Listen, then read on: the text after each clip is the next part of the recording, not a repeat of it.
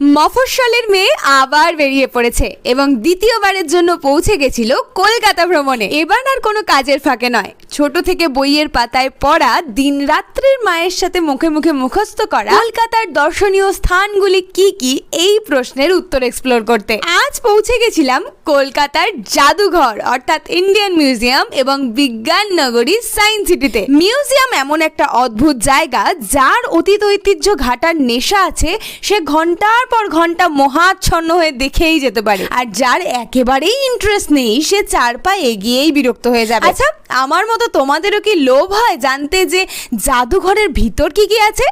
অবশ্যই কমেন্টে জানিও। কিন্তু আমার দর্শকদের আগ্রহ থাকলে পরবর্তীতে অবশ্যই জাদুঘরের ভিতরের সমস্তটা শেয়ার করব। এরপর পৌঁছালাম বিজ্ঞান নগরী।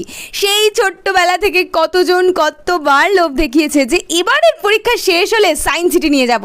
ওরে বাবা, পরীক্ষা দিয়ে দিয়ে স্কুল কলেজের পরীক্ষা শেষ করে জীবনের পরীক্ষা শুরু হয়ে গেল, কেউ আর কোথাও নিয়ে গেল না। বস্তা কাঁধে নিয়ে নিজেই ঘুরে দেখলাম কলকাতা বিজ্ঞান নগরী। দেখলাম panorama show, evolution of life. এটা আমি ক্লাস 6-7-এ দেখলে হয়তো বেশি উচ্ছ্বসিত হতাম। এরপরই আসলো সেই সময়, আমার জীবনের প্রথম অ্যাডভেঞ্চার স্পোর্ট ওপেন রোপওয়ে। সেই দুর্দান্ত দুর্ধর্ষ রোমহর্ষক অনুভূতির সচক্ষে দর্শন করতে আমার নতুন চ্যানেল শুভ্রা ট্রাভেলসে একবার ঢু মেরে আসো।